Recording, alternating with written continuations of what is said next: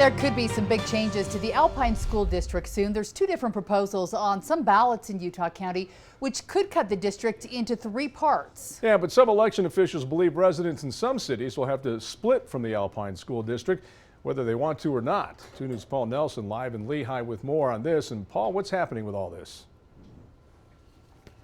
Well, there is a rule that says that all portions of a school district, they have to be connected somehow, continuous boundaries. So the argument is that if the central portion of the district decides to break away, then people on the west side of the district, well, they wouldn't have much choice except to do the same thing. In Saratoga Springs, Linda Webb dropped off her ballot into the ballot box. On it, she had to vote yes or no on Prop 14, which would take Saratoga Springs, Fairfield, Eagle Mountain, and Cedar Fort away from the Alpine School District. I voted yes. I have neighbors who have kids in the district, and they said, please vote yes, because it's better for our district.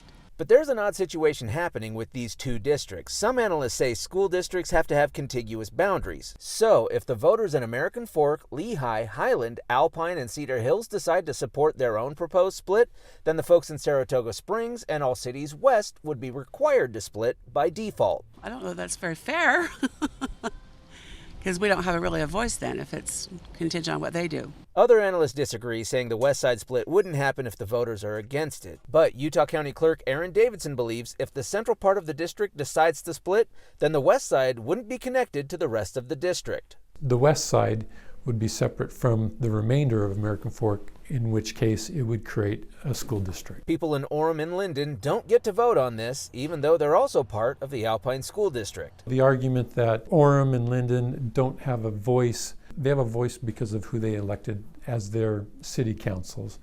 And so their city councils chose not to enter into an interlocal agreement.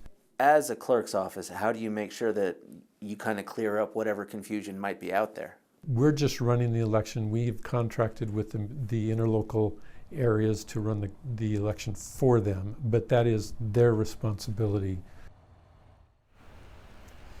Now, if there's any real confusion about what counts as contiguous boundaries or whether or not the West Siders would be required to split even if they voted against it, the legislature can come in and clarify that situation. However, according to Davidson, he estimates that both of these school district split measures have enough support to pass on their own.